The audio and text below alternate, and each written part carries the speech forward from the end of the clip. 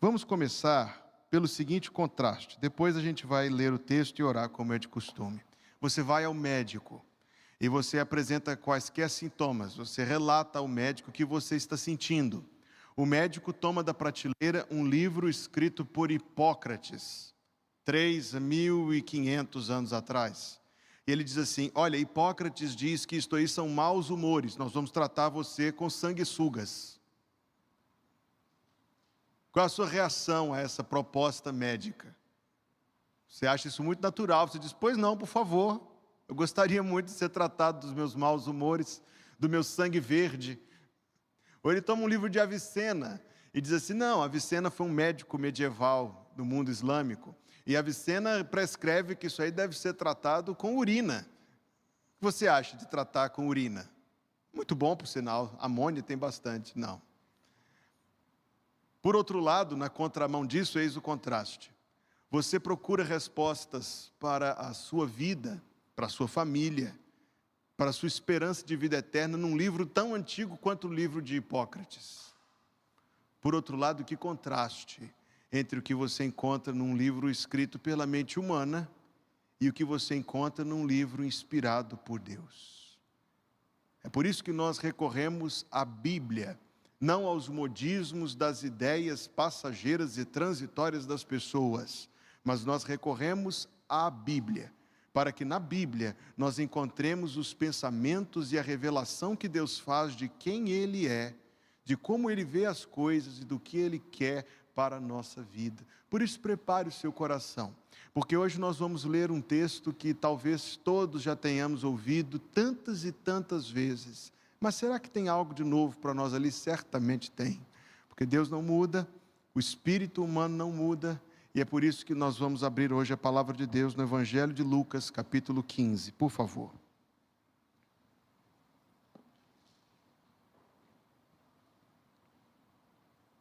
E nós vamos começar a nossa leitura no versículo 11, e para essa leitura eu vou convidar você a se colocar em pé, num gesto de reverência para com Deus e para com a palavra dele.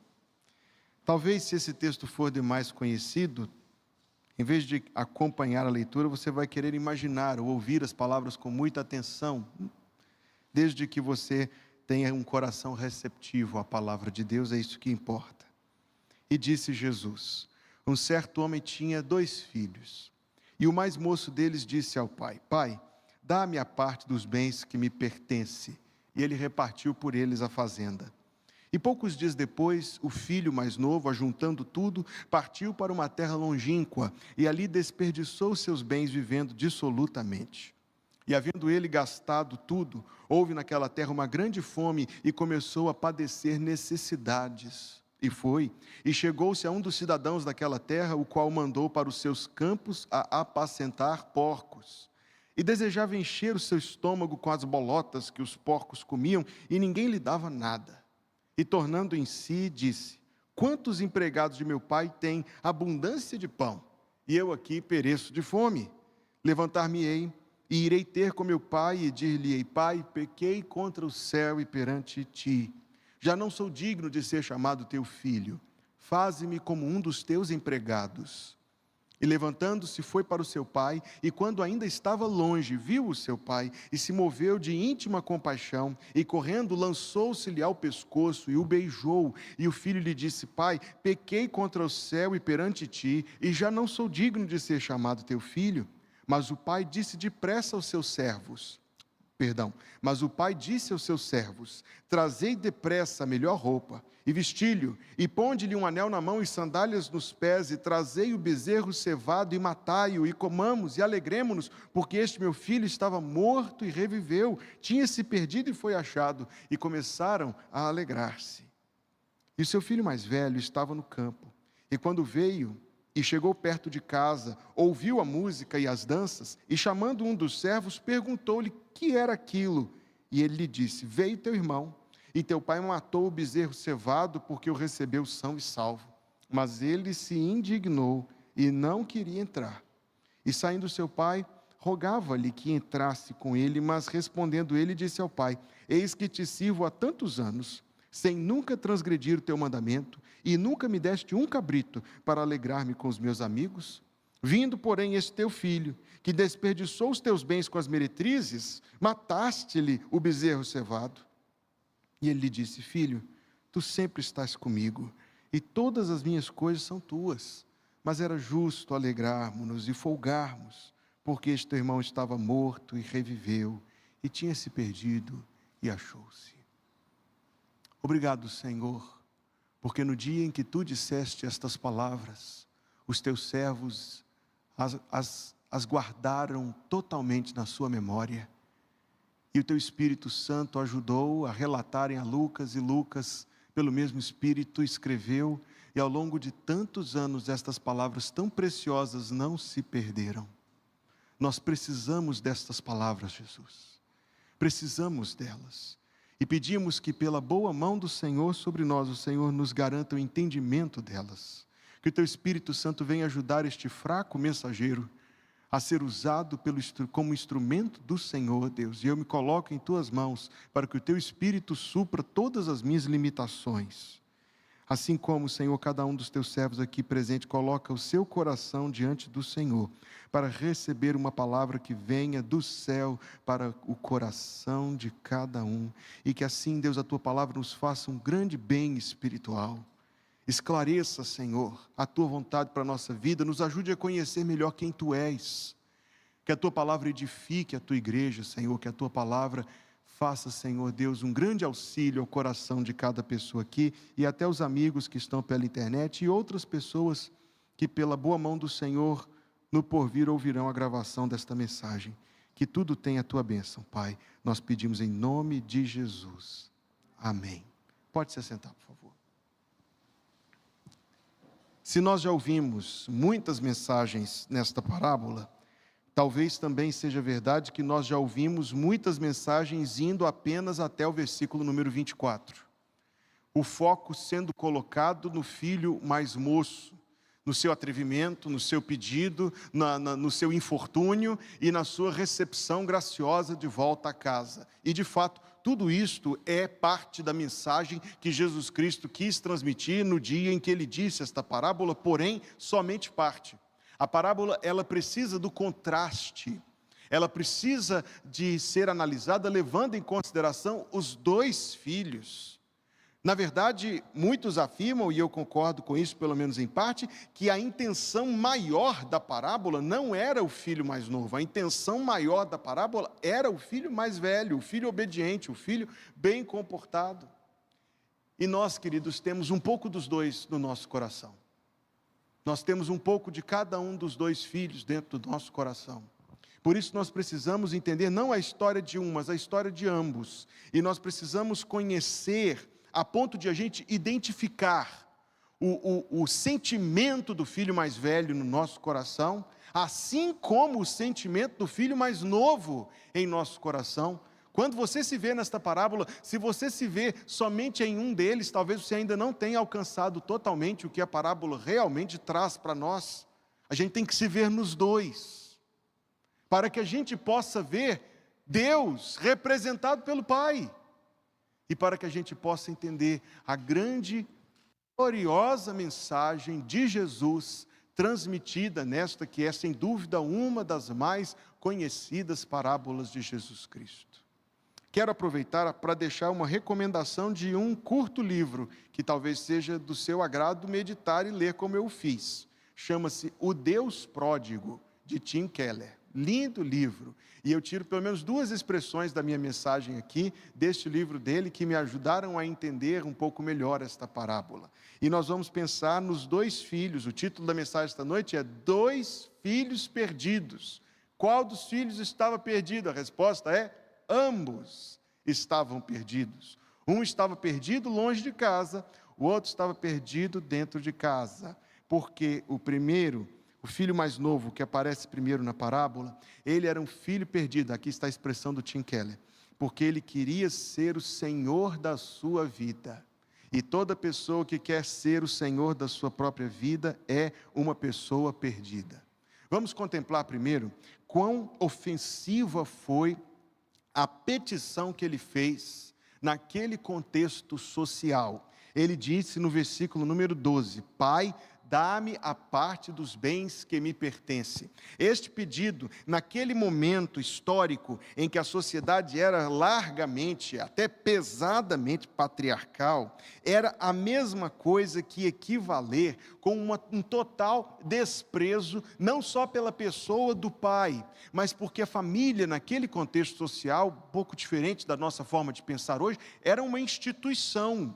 E ele estava desprezando, ele estava virando-se contra não só o pai individualmente, mas ele estava se virando contra aquele povo todo ao qual ele pertencia. Para que o pai pudesse atender o pedido dele, ora, não havia muita riqueza líquida, não era comum as pessoas terem dinheiro à mão, as pessoas tinham bens. O pai tinha de se desfazer dos bens para poder atender. De fato, ele não levou uma fração muito grande, porque a metade ficava com o filho mais velho e a outra parte era dividida em partes iguais entre os mais novos. Uma forma ou outra, teve que se fazer em líquido o patrimônio da família, repartir, para que ele pudesse tomar a parte dele, subtraindo, portanto, de todos e do próprio pai. Quando você já deve ter ouvido alguém comentar que o pedido dele era semelhante ao pedido de que o pai, que pelo menos ele desejava que o pai morresse, para que ele pudesse ter acesso aos bens que eram a sua herança. Se isso acontecesse, a parábola de Jesus causou incômodo desde o primeiro momento, porque um pai do século I, que recebesse um pedido desse do filho mais novo, ele daria uma baita de uma bifa na cara do filho, ou deserdaria, renegaria. Mas o pai, diz o versículo 12, repartiu a fazenda. Então a parábola de Jesus, você precisa entender que a parábola do filho pródigo, ou a maioria das parábolas de Jesus, não são apenas belas histórias para traduzir princípios morais. Jesus não é Esopo nem La Fontaine. Jesus está provocando as pessoas. Quem estava ali quando ele ouviu a parábola? Veja os versículos iniciais do capítulo 15. E chegavam-se a ele todos os publicanos e pecadores para o ouvir. E os fariseus e os escribas murmuravam dizendo: este recebe pecadores e come com eles. Vamos entender quem eram publicanos aqui e o termo genérico pecadores? Publicanos eram traidores da pátria. Se nós vivemos hoje dias de ódio por alguém, ou aversão, ou ressentimento, ou limitação no relacionamento com alguém por causa de suas opiniões políticas, saibam que os judeus do século I viam os publicanos como os piores e mais vulgares traidores da pátria. Eram aqueles que estavam ajudando os romanos a nos oprimir. Talvez você conheça alguém, não imaginarei isso a seu respeito, mas talvez você conheça alguém que na última eleição parou de falar com alguém da família porque não estava votando no mesmo candidato. Talvez porque acreditavam veementemente, pesadamente, que o candidato que eles defendiam era quem iria fazer as coisas ficarem boas. A gente ama os nossos políticos, infelizmente às vezes mais do que amamos o nosso Deus. O publicano era o detestado de todo mundo, era o traidor da pátria. O publicano era o inimigo político. Pecadores, diz o versículo número 1 do capítulo 15, é um termo genérico para pessoas que vivem uma vida caracterizada não pela piedade, não pela religião, mas pelo pecado, pela ausência de religião, pela ausência de piedade. Como eu preguei domingo passado, a religião era um elemento social muito forte naquele tempo. Se você não fosse muito comprometido com a religião, você era uma má pessoa. Se a sua vida não fosse marcada pela observância rigorosa dos preceitos religiosos, inclusive lavar as mãos, porque criticaram Cristo até por causa disso, ou os dias de jejuns, ou o dízimo dos temperos, qualquer rigor religioso era a marca de uma boa pessoa, de uma pessoa digna, de uma pessoa reta, de uma pessoa, por consequência, confiável, relacionável, sociável, agradável. estavam ouvindo a pregação do Senhor Jesus Cristo, os traidores da pátria, e as pessoas cuja vida não era caracterizada pela religião. Os outros, os fariseus e os escribas, que em contraste com esses que estavam ouvindo a pregação de Jesus, eram excelentes pessoas. Eles não eram traidores da pátria, eles eram absolutamente perfeitos em observar os preceitos da religião. Eles criticaram o Senhor Jesus Cristo e disseram: este homem recebe os pecadores, ele acolhe, ele se sente tão à vontade no meio deles que come com eles. Lembre-se que no século I, comer com alguém era algo semelhante a, talvez diríamos no nosso tempo, deitar-se na mesma cama com alguém, ou comer do mesmo prato, ou beber do mesmo copo. É algo de muita intimidade. E a intimidade de Jesus com os publicanos, os traidores, e com os pecadores, essas pessoas vulgares que não vivem a sua vida de maneira religiosa, incomodava, a ponto de se tornar motivo de crítica. Foi para essas pessoas que Jesus contou esta parábola. Você percebe que ela é muito, muito provocativa. Ela é provocativa no pedido que o filho fez. Ela é provocativa na reação do pai. Todos os fariseus e os escribas estavam imaginando que a história terminaria ali. E o pai expulsou aquele filho de casa e viveram felizes para sempre, fim. Mas o pai repartiu os bens e deu para eles. Estou dizendo que nós temos aqui um retrato de toda a humanidade. É um pouco de Adão, mas se fosse só Adão, é um pouco de mim, é um pouco de ti. Nós estamos nos dois. Existe algo dentro de nós, especialmente antes da conversão, é claro, não somente, mas especialmente antes da conversão, que é como o filho mais novo, que quer ser o senhor da sua própria vida. Esta expressão define perfeitamente bem a atitude dele para com seu pai e, consequentemente, define perfeitamente bem a atitude do coração humano para com Deus. Quer ser o senhor da sua própria vida. Antes de nossa conversão, queridos irmãos, cada um de nós é como um potrinho indomável. É como um animal indomável. Como um animal selvagem. Não sei se algum de vocês já viu uma criatura ser domada. Mas é uma cena muito interessante. Uma cena não, é um processo muito interessante de se observar. Agora, eu quisera que você se lembrasse das palavras do Senhor Jesus Cristo, quando Ele disse: bem-aventurados os mansos, porque eles herdarão a terra. E ali a palavra manso não é uma atitude plácida, desinteressada para com a vida. Talvez a palavra poderia ser bem traduzida como bem-aventurados os amansados, os domados, porque esta é a obra de Deus sobre o nosso coração. Nosso coração é indomável, insujeito, insubmisso. Não queremos que Deus exerça nenhuma forma de controle sobre a nossa vida, como nós veremos até nos detalhes desta parábola. Então o Espírito de Deus, para o nosso bem, golpeia o nosso coração com a sua espada, que é a palavra de Deus, traz-nos a convicção do pecado, da justiça e do juízo, traz-nos ao Salvador já muito amansados, muito quebrantado o nosso coração, que foi golpeado com amor pela palavra de Deus. Então, trazidos mansos, nós tomamos sobre nós o jugo de Jesus Cristo, que é exatamente a característica central do amansamento, é tomar jugo, é subjugar-se, portanto.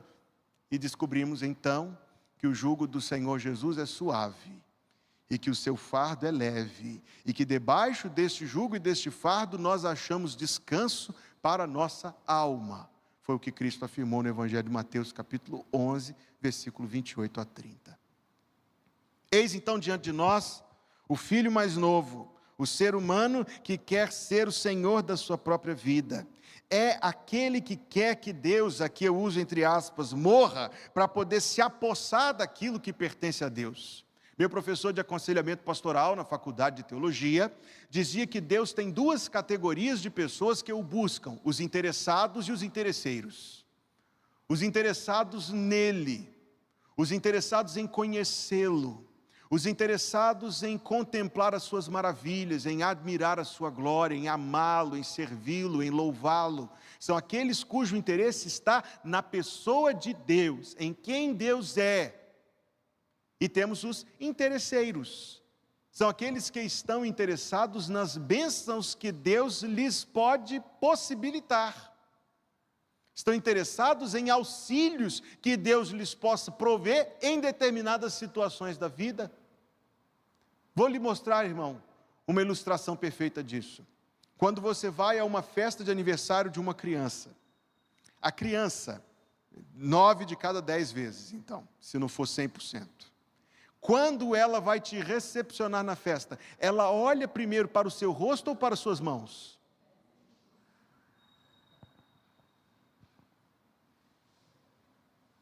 Então nós sabemos. A verdade do versículo que diz: eu nasci em pecado, e em pecado me concebeu a minha mãe. De alguma maneira, querido, vamos reconhecer aqui que é absolutamente verdade. Deus tem duas filas de pessoas que o buscam. A mais curtinha é a dos interessados nele. A mais longa é a dos interesseiros. Quantas vezes você já viu? Eu já vi dezenas de vezes, centenas talvez, de pessoas que em determinado momento do nosso contato com elas, parecem estar totalmente convertidas ao Evangelho. Quando não por uma situação que fere o seu coração. Demonstram um interesse tão vivo. E no entanto, ao mesmo momento ou pouco depois, que uma situação específica se conclui, o interesse se dissipa. Em que fila estaria essa pessoa no seu julgamento? Mas não julgue apressadamente. Em que fila você está?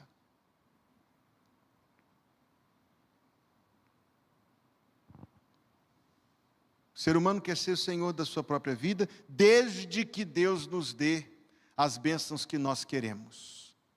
Desde que Deus nos dê um bom casamento, bons filhos, educados, bem comportados, desde que Deus nos proveja materialmente, desde que nós tenhamos cura para as nossas enfermidades, ou sejamos poupados delas, desde que Deus nos dê livramentos, está ótimo. É por isso que, e eu sei que é perigoso a gente mergulhar demais nos detalhes das parábolas, mas alguns aqui chamam muito a minha atenção. É por isso que ele partiu para uma terra longínqua. Isto representa, no contexto da parábola, uma distância geográfica, que na realidade da vida das pessoas representa uma distância moral, espiritual e relacional de Deus. Eu estou dizendo, para o filho mais novo, ficar na casa representava trabalhar para o pai, conviver com o pai, estar debaixo da tutela do pai, do governo do pai sobre a sua vida. Mas existe, queridos, algo dentro de nosso coração que não quer que ninguém seja senhor de nós. Ninguém, não é exclusivamente contra Deus essa atitude, embora seja mais pesada quando é contra Deus. Você recebe uma dieta do nutrólogo, e você lê e pensa assim: essa pessoa vive em outro planeta. Onde é que eu vou praticar isso aqui? Isso aqui é uma coisa impossível. Você recebe um programa de exercícios do treinador, e você diz: essa pessoa é absurda, olha o que ele está querendo que eu faça, eu não consigo fazer isso.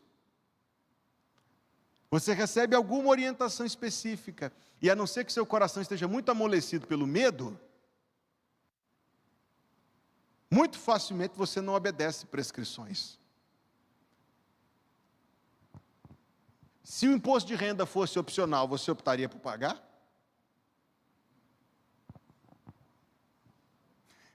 Fique tranquilo que ninguém disse que sim.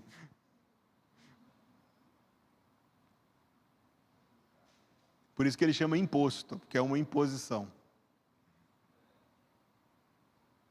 Existe algo dentro de nós que somente vai ceder ou submeter-se se as consequências forem mais temíveis. Dada a opção, Se não houver consequências que me atinjam diretamente, não me submeterei. Quando você está dirigindo à noite, você anda a 60, você para em cada semáforo? Existe algo dentro de nós que não se submete, a não ser que esteja ao alcance da nossa compreensão os porquês, ou seja, permanecemos na posição de senhores da situação. Vamos mergulhar mais um pouquinho neste abençoado texto, palavras do Senhor Jesus Cristo. Chama a minha atenção que ele gastou tudo, diz o versículo 14. Ele viveu dissolutamente e gastou tudo. O desperdício dos bens, de alguma maneira, eu sei que a gente não deve entrar demais em detalhes de parábolas, mas acompanhe o meu pensamento. Se o desperdício das bênçãos de Deus não é a característica mais pulsante da vida de toda e qualquer pessoa que ainda não se rendeu ao chamado do Evangelho do Senhor Jesus Cristo, meus irmãos, meus amigos, são pessoas que recebem as bênçãos de Deus como um vasto tesouro, recebem vida, saúde e tantas outras bênçãos, e cada uma delas é desperdiçada, vivendo dissolutamente. A expressão no versículo número 13, diz que ele vivia dissolutamente. O irmão, lá no versículo 30, diz que ele gastou tudo com as meretrizes. Eu faço duas anotações aqui. Eu pergunto se é um fato. Será uma calúnia do irmão meio amargurado? Ele estava tão longe, como é que ele sabia? Ele nem tinha tido contato nenhum com aquilo. O fato é que o irmão disse que ele gastou tudo com meretrizes. Mas a palavra, quando diz dissolutamente, a palavra grega rasotos, significa sem sobriedade, sem moderação, sem equilíbrio. Que é, meus amados irmãos, esclarecido ou iluminado pelo retrato das pessoas perdidas que Paulo faz em Efésios capítulo 2. Veja comigo o que Paulo diz em Efésios capítulo 2, versículo 1. Eu não parei, não abandonei a pregação em Efésios, é porque nós estamos com vários domingos especiais aqui agora, nesses próximos domingos, mas em breve eu retornarei a pregar nesta abençoada epístola. E vamos começar exatamente aqui, capítulo 2, versículo 1. E vos vivificou, estando vós mortos em ofensas e pecados, em que noutro tempo andastes, segundo o curso deste mundo, ou seja, vivendo como todos os outros vivem, segundo o príncipe das potestades do ar.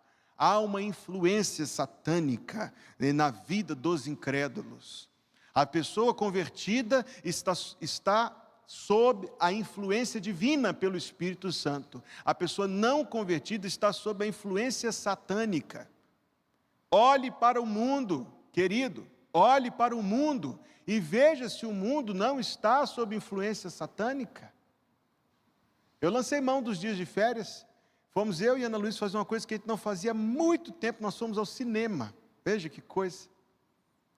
Tinha uma comédia romântica em cartaz, deixamos as meninas com as avós e fomos assistir. Irmãos, nós não suportamos assistir metade do filme.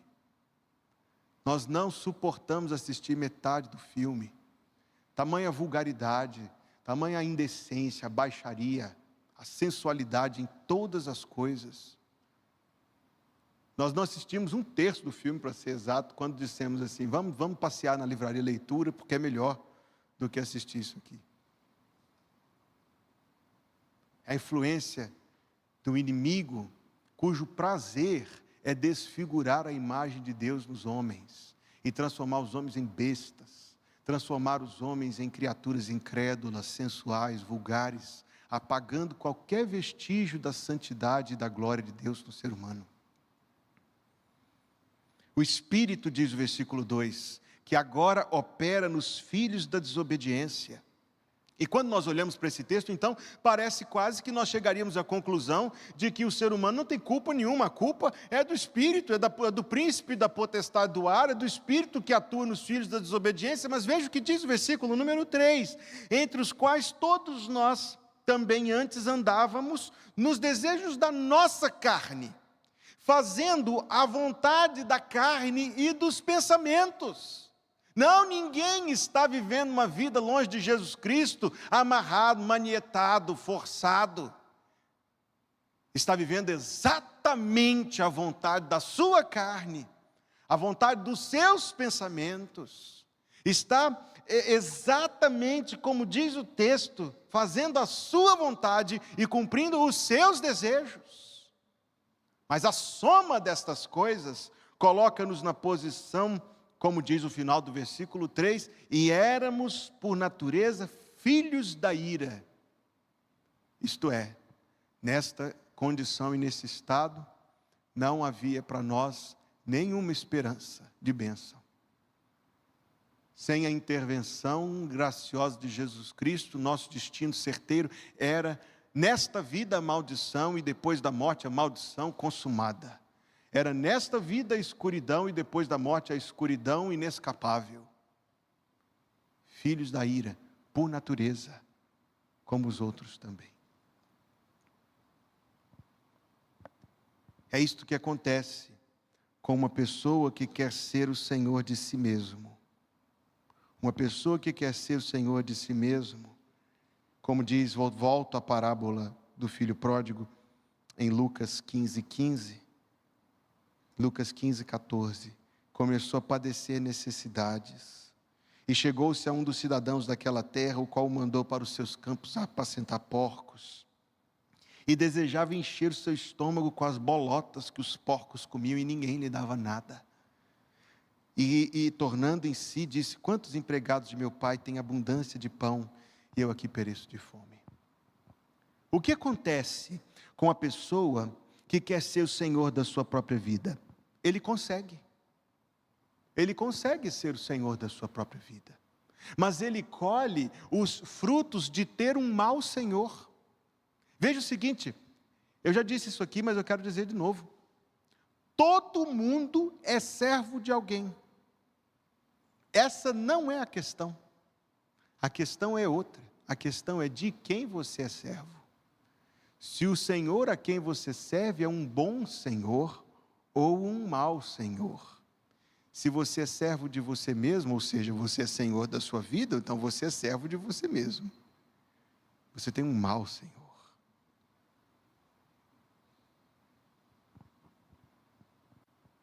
Um mau Senhor. Ele descobriu, e foi, é claro, a graça de Deus aqui, nós inferimos isso, do Romanos 2:4 e outros versículos.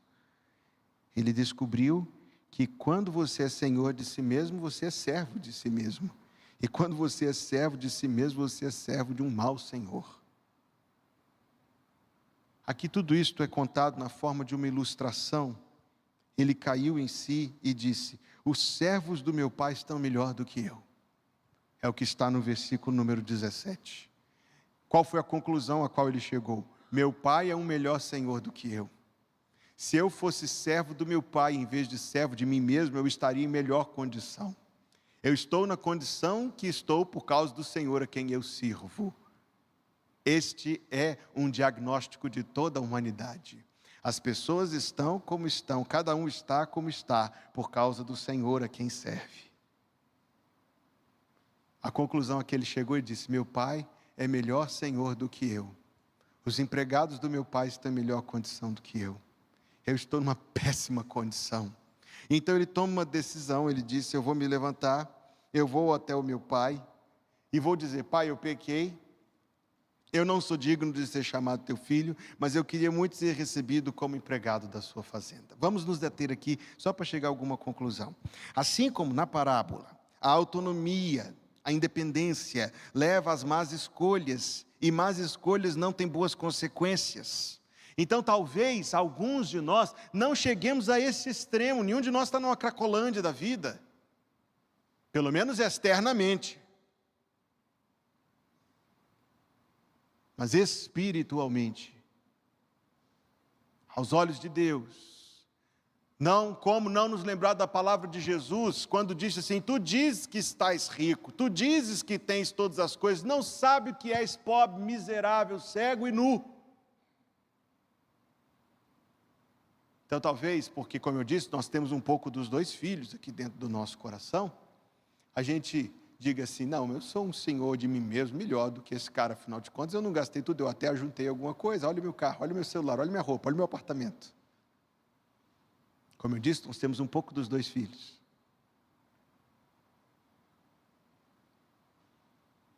Mas deveríamos pensar no desastroso resultado do senhorio de nós mesmos, no que diz respeito à nossa condição espiritual. Agora vamos voltar ao contexto inicial. Estavam lá os críticos de Jesus, os opositores do Filho de Deus, aqueles que estavam murmurando porque Jesus estava tendo comunhão com publicanos e com pecadores, com os traidores, com os que votaram em quem você não votou, com os que estavam vivendo uma vida que não era uma vida religiosa. Eles não acordavam domingo cedo para vir ao culto, porque Jesus estava com eles. E agora eles estão ouvindo a parábola. Eu consigo imaginar o sorriso deles na hora que o filho estava lá no lamaçal, cuidando dos porcos, passando fome e pensando: é isso que eu gosto. A história ficou boa agora. É isso que eu gosto que aconteça com a gente dessa laia. E quando ele diz que vai voltar, então eles completaram com a sua imaginação. Agora ele volta e o pai vai dizer assim: sai daqui, vagabundo, vai embora.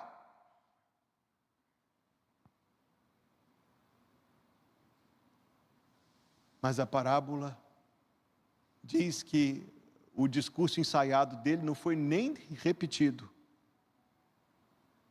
E que o pai o recebeu com honra, com beijo, com amor e com festa. Será que a gente entende o Evangelho, meus irmãos? E que o Senhor nosso Deus tem prazer em salvar pessoas. Afinal, nós não somos nem um pouco diferentes. Eu já disse aqui desde o início, nós temos um pouco dos dois filhos. Será que nós entendemos o Evangelho, que Deus tem prazer em salvar as pessoas, para a glória do nome dEle? Que Deus tem um prazer em resgatar pessoas? Não, irmãos, não vamos cair no engano do nosso tempo, que imagina que alguém pode continuar vivendo uma vida depravada, pode continuar vivendo uma vida em pecado e dizer que é salvo. Isto é uma desonra ao Senhor Jesus Cristo. É como você vê uma pessoa totalmente doente dizendo: eu sou paciente do doutor fulano. É uma desonra para o doutor fulano. É muito pior você ver uma pessoa vivendo uma vida depravada e essa pessoa dizendo que é um salvo. Isso é uma desonra ao Senhor Jesus Cristo. Não é isto que esta parábola está ensinando. Esta parábola está ensinando que o sangue de Jesus Cristo é eficaz para nos purificar de todo o pecado.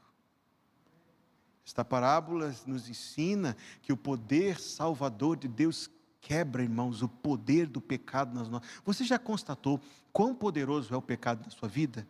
Você já tentou se livrar de um pecado específico na sua vida para ver como é difícil?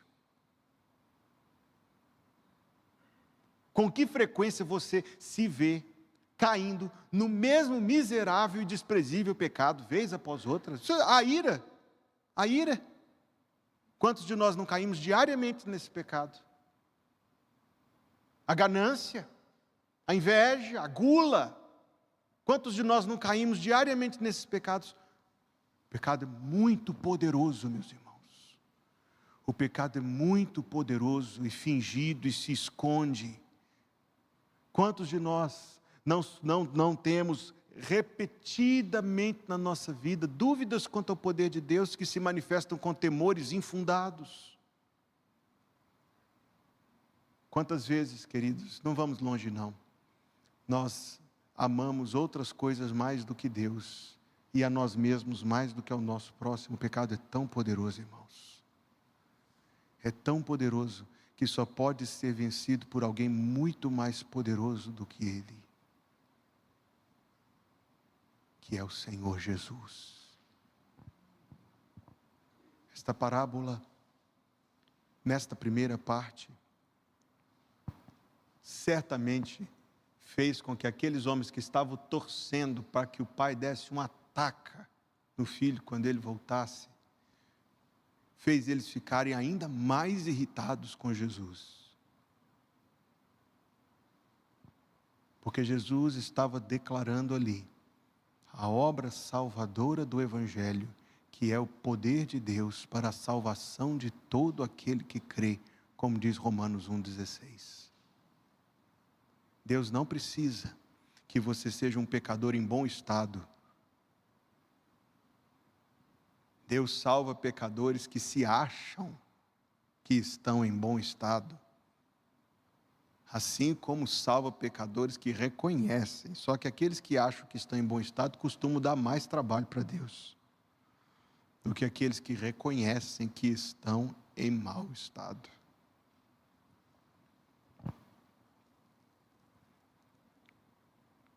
Como eu tinha imaginado que não ia dar tempo de cobrir tudo hoje. Vocês me conhecem, já sabem. Até porque, irmãos, se eu trato isso aqui resumidamente, eu não posso, simplesmente não posso. A gente vai guardar a próxima parte para quarta-feira que vem, amém? Não perca, porque é mais importante até do que nós estamos só nas considerações iniciais. Mas deixa eu tentar dizer algo aqui ainda. Deus recebe aqueles que desistem de ser Senhor de sua própria vida, não como servos, mas como filhos, não pedindo que paguem a dívida, mas recebendo com anel, sandália e roupa. A parábola de Jesus enfureceu seus ouvintes, porque eles eram filhos mais velhos e satisfeitos com essa condição. E estavam revoltados que Deus quisesse receber gente dessa laia, especialmente com tanta alegria. Se recebesse pelo menos com algum assim, não faça isso de novo. E Jesus diz isso, mas ele diz com amor. Mas a motivação do Pai está expressa, consiste em amor inexcedível. Vamos guardar esta expressão? Eu li isso num livro, chamou muito a minha atenção. Amor inexcedível, que não pode ser excedido. Quem vive para ser o senhor de si mesmo tem um mau senhor. E se você é o senhor da sua vida, você é servo de você mesmo. É melhor ser servo de Deus. Se você é o senhor de você mesmo, você está perdido e morto. Mas Deus, por seu amor, tinha algum motivo, irmãos, tinha algum motivo para o Pai dar essa boas, veja bem, havia alguma razão para que o Pai recebesse esse filho vagabundo tão bem quanto ele recebeu? Havia? A razão é o amor inexcedível de Deus. Todos nós temos um pouco dos dois filhos. Talvez a gente não viva dissolutamente, mas a gente quer ser o Senhor da nossa própria vida. Talvez a gente não viva entre as meretrizes, mas talvez a gente queira viver longe, numa terra longínqua, sem as intromissões de Deus na nossa vida, sem ter que prestar contas, sem ter que se submeter, sem ter que se sujeitar. Nós temos um pouco dos dois. Você verá que o mesmo pai que recebeu um filho que voltava, foi atrás do outro que não quis entrar na casa. Porque a Deus apraz salvar, para a glória do nome dEle, por causa do amor dEle. Se você é senhor de você mesmo, você está perdido e morto, mas ainda assim Deus te receberá de volta.